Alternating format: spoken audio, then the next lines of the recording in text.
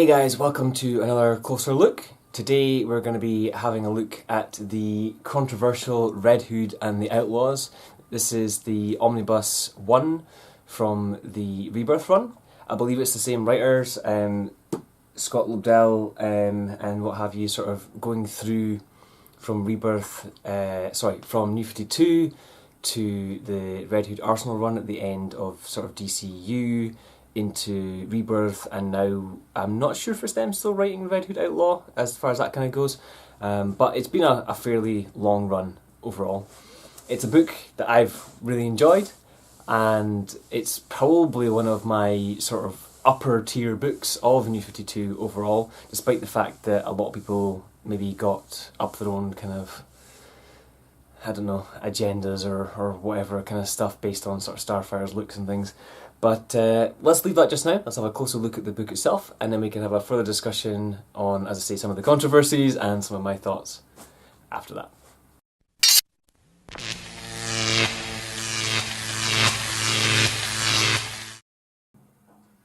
Okay, so on the front of the dust jacket we have RedHood and the Outlaws title. We've got RedHood's helmet, obviously, with this kind of broken through, showing his teeth and showing his eye, and then we've got a little bit of the kind of the white section. Various helmets have the eyes kind of shaped, or noses, or whatever else in this book, and it seems to be a thing with New 52 where they kind of shaped his helmet a bit more. And then we've just got the creators at the bottom here, which is Scott Lobdell, James Tynion the Fourth, Kenan Rocafort, Julius Gopez, and Timothy Green the second, about things. On the inside edge here we have the members of the team, so we've got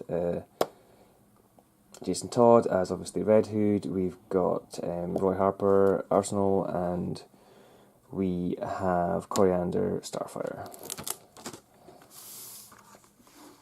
On the side we have Volume 1, RedHood and the Outlaws.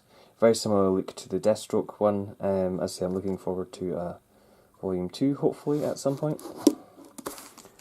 And then on the back, it says that this contains RedHood and the Outlaws 0 through 27, Teen Titans 16, Batman 17, RedHood and the Outlaws Annual 1, and sorry, including Blockbuster Death of the Family crossover. So yeah, as I say, good kind of chunk of content there overall. Let's have a look just quickly inside the back. So yeah, the back of the dust jacket has the various creators and just kind of their backgrounds, I guess.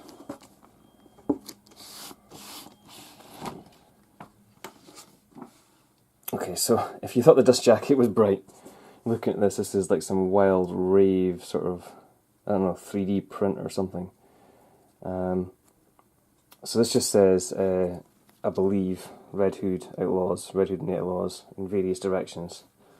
Sort of going up at different kind of angles. You've got the DC in the back, which you have on a lot of these omnibuses. It's got a nice bold RedHood and the Outlaws on the spine, which is good to see.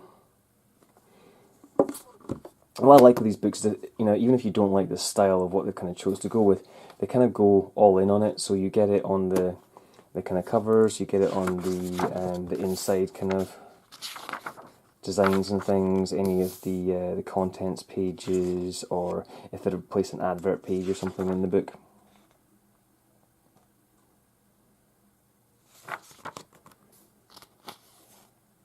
I also like, I only kind of noticed when I was kind of reading back through in the omnibus, but a lot of these sort of what do you call them, issue or arc names are named after various kind of songs or lines from songs, you know. So you've got, you know, like Take Me Down to the Paradise City where the sea runs red and the girls are pretty, so, you know, obviously being Paradise City, and, you know, I fought the law and kicked its butt, you know, being I fought the law and the law won, you know, shot through the heart and who's to blame, so on and so forth. So as I say, I found those a little bit comical just when I was reading it, being someone that's kind of into music. So we get the front cover, and like a lot of these things, it just jumps straight into story. So as I say, kind of focusing on Jason overall.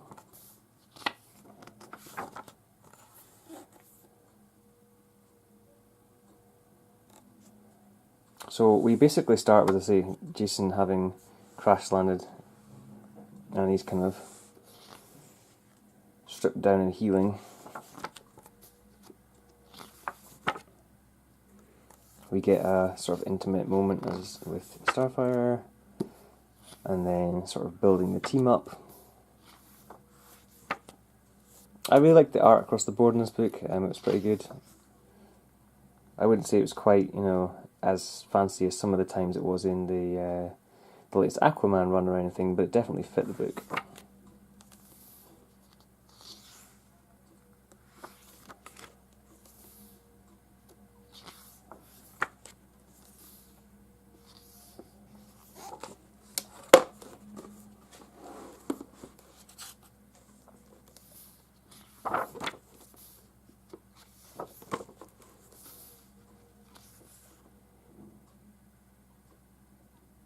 Throughout the story, it kind of breaks up, and you have different kind of, I guess, team ups within the team. So this bit is sort of Roy and Starfire working together a lot more than sort of Jason. He's off kind of doing his own thing a lot. Got bits of Mr. Freeze.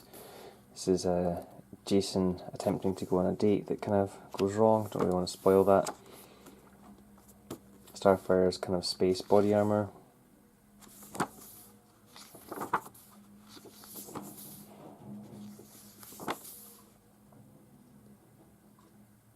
A more kind of, I guess, classic Red Hood helmet. We get the tie-in to Death of the Family here.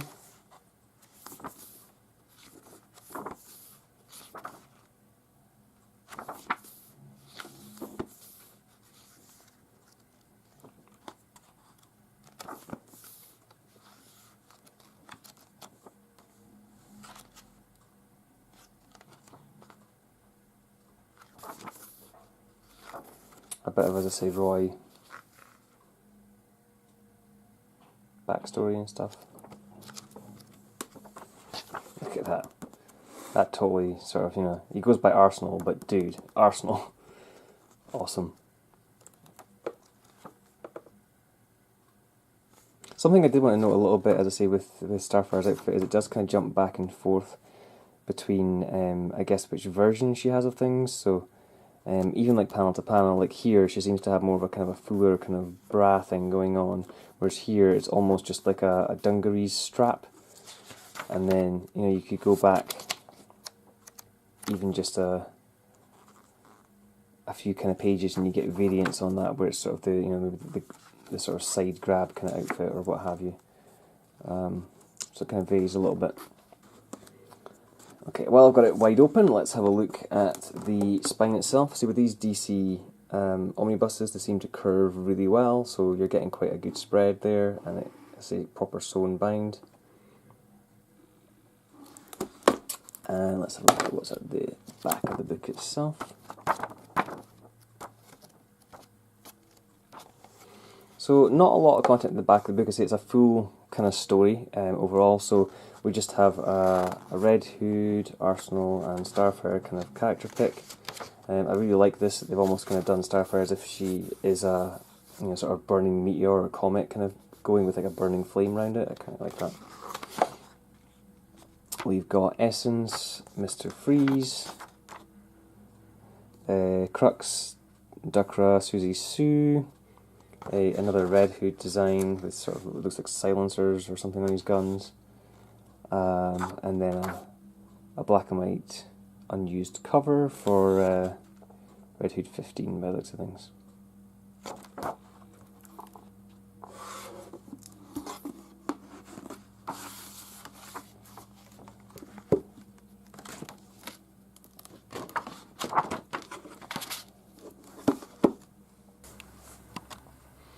Alright, so first I want to address the controversy overall. People have been going on and on and on about like Starfire being objectified in this book. Now, I don't believe that anybody who's wrote these articles or had any of these comments has actually read the story. They might have had a look at a few of the pictures, or they might have looked at a couple of, key sequences, and then decided to take their own offence from it, and then sort of leave. So I want to just give a little bit of context. Now, as I say, obviously there might be spoilers and things in this, but I want to give a bit of context as to the Starfire arc in this book overall. So basically, we're kind of starting out in New 52, they've rebooted everything, right? So these characters don't really know each other. Starfire's on her own kind of island, and I believe something happens where Jason sort of crash lands there or something like that, right? So Starfire's kind of been doing her own thing, she's been in her own kind of solitude, and bearing in mind this is someone who's kind of been treated like a slave for eternity kind of thing, right? So she's down there and she kind of looks after Jason, and he's kind of injured and sort of half naked himself, and then he goes to kind of grab his guns and she melts them and there's a few different moments there, right? A little bit further on, she kind of basically comes onto him, and the two of them, I mean, we don't see it, there's no sequence, and the two of them obviously have sex, and that's kind of the carried on kind of story from there. Now Jason, obviously having crashed here, doesn't know anything about this girl, came across this random sort of girl, and she kind of looked after him, and the two of them had this kind of connection. Obviously her not being around anybody for a while, and him not having, had a girlfriend for a while, the two of them, just had sex, right?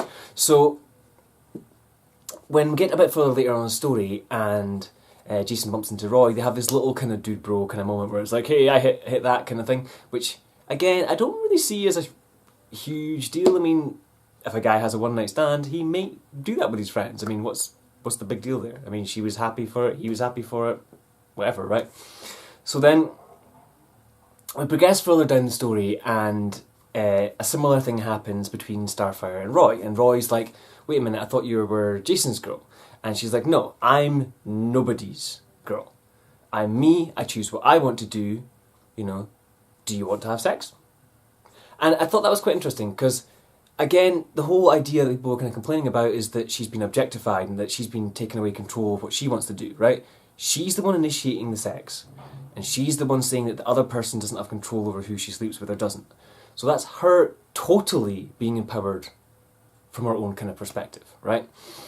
So then we further kind of progress on from there, and she has to do a kind of a bit of a story where she's protecting her sister and other kind of stuff, and she goes on the spaceship, and when they all go on the spaceship, they all get given full sort of body armour. So she's got this full, almost Samus sort of bodysuit thing on, right? So she's covered up for that whole kind of time in body armour, so there's no, sort of sexual stuff going on there. I mean, there's a couple of comments made, oh yeah, all you Tamarans, or I forget how you pronounce it, are hot, but like, other than that, there's not really much there. And they even kind of comment back a little bit, being like, oh, to certain species they wouldn't find us pretty, kind of thing. Because again, you've got to think about that contextually, right? To a human, she's a really hot girl in a really stripped down bikini, but to like some random, I don't know, guy from some other planet, they're just a random alien, right? So that kind of comes into it, and then we find out down the line what kind of builds from there is that Roy and Starfire's kind of relationship builds, and she's basically told him that the reason that she can be overly kind of sexual and stuff and not kind of connect is because it's to do with her kind of biology and things, and therefore if she wasn't to see him for a while, she might just forget him basically and move on, right? And there's a little bit of, I guess, an understanding there to take on, because we then later find out off of her sister kind of commenting to her, being like, did you kind of lie to Roy or something along that lines? Because it's not that you can't feel anything, it's that you overly feel everything. So it was, I guess, like she's trying to protect Roy because she gets so attached to people that if he wants to leave, she wants to give him the opportunity to still leave if he wants to, without feeling that pressure of having to be around her, having to be her essentially boy toy or slave or whatever for the rest of time kind of thing. Or at least that's kind of how I took it. So there's a memory that she's hidden and she's had to clear up, and like I guess that is something they can do. They can regress their kind of memories in the back of their head, and I guess that's what she was willing to do for Roy. If Roy wanted to leave, then she would basically regress her memories of Roy and deliberately forget him, as opposed to it would be something that was kind of an accidental thing. and that would be to get rid of these sort of, I say, like love or connection to the person. Now, they don't clarify whether or not that's the sex side of things, whether the sex side of things creates that connection or whether or not it's just a connection to people that they get. The sex side might still just be something that on their planet they don't care about. But going through the whole arc, I don't think she's that stripped down in that many sequences. There's a few sequences at the start and there's a few sequences kind of later on, but it's not that many sequences. There's quite a bit in the book where Red Hood is basically topless for huge sequences in the book as well. And Roy, actually, for that matter, where he gets beaten up and what have you. So they all have somewhat sexualised kind of looks going out throughout things. She's totally using them as her boy toys. So if anybody's been objectified, it's the guys. And yeah, I don't know, like just putting the whole thing together, you know, I get it, I understand. You know, people look at a cover and they see, like, you know, Spider-Woman's butt up on the thing or something and they're like, oh, take offence, right? But it's bollocks. The book is awesome, the story is great, there's an arc, as I say, going through, they join the team together, there's kind of a bit of a kind of save Starfire's kind of planet, there's a bit of a kind of a Roy, you know, I guess history story around him and kind of Green Arrow and stuff, and then it goes on to a Red Hood arc between him and the All Castle, and there's these sort of dark things and they're trying to take over and it's Ra's al Ghul and there's a whole bunch of other kind of stuff going on there. So I don't want to spoil the you know, the key story to Red Hood's side because that's what you want to read the book for. But the key things there from Starfire's point, as I say, I found really interesting. The stuff there from Roy's stuff is about 50-50. There's some really cool stories from Roy, and there's some stories where it's just reiterating that same, like, I was a druggie, or I was an alcoholic, or blah, blah, blah, blah. And, yeah. I don't know if Roy is ever going to get a decent book, as much as I love the character. And I have somewhat heard, you know, again, spoilers, but I've not actually read it, the Heroes in Crisis run, that they've killed off both Roy and Wally. So, we only just got Wally back. And Roy doesn't really get a good story, so, I don't know. I don't know what they're doing there. I really don't know what they're doing there. It just looks like they want to kill off the redheads, which is another video for another time. I actually want to go and do that as a separate thing. But anyway, getting back to the book itself, as I say, I enjoyed it overall. I don't know if they're bringing out a book 2 or when they're bringing out a book 2 because this is called Volume 1. So, you know, we are due a second half, which, if going by the size of this one, in theory it should include the second half of Red Hood and the Outlaws and the content Red Hood Arsenal. But I don't know whether or not they'll do that or they'll run it into the Rebirth run, or, you know, who knows. But as I say, I'd like the second book because I really enjoyed it overall, and despite the fact that people have taken the mick out of it, I've seen countless people who have it in their collection. I don't know if they're buying it just because it's an omnibus, or if they've actually read it, but I really enjoyed this run, and I think it's as good, if not better at times, than the Rebirth run, which everybody's kind of raving about, because for me this is fundamental friendships, especially between Roy and Jason, and the reason that, you know, they want to help each other. Whereas the new run is kind of a new team and people that didn't really have any connection before. So, I mean, it's still a cool little team by the end of it, but they just don't feel as close-knit as you would have had from this. Alright, as I say, I enjoyed the book overall. I would say to you to ignore all the controversies and pick it up. It's definitely worth the read, and, you know, there's not really much more I can say from that point. So, as I say, guys, pick it up, have a read, let me know what you think in the comments below, and maybe we can create a bit of more sort of positive discussion around Red Hood and Outlaws from the New 52, because this was an awesome book. Alright guys, thanks for watching. As always, put your comments below, let me know what you think, subscribe, share with your friends, and I'll see you guys in the next one.